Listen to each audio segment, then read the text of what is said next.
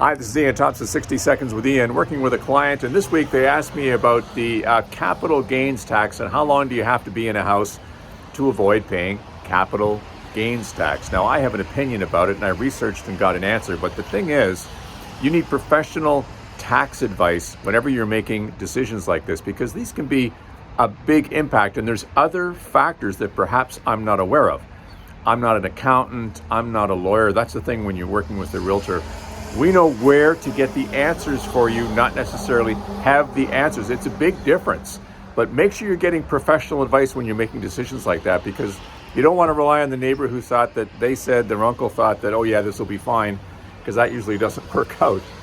Hey, if you like 60 Seconds with Ian, make sure you go to my YouTube channel and subscribe. And if you'd like to book an appointment with me or get a complete list of trusted advisors that I count on, just let me know. You can make an appointment there, or hey, text me 250-616-3641. Okay?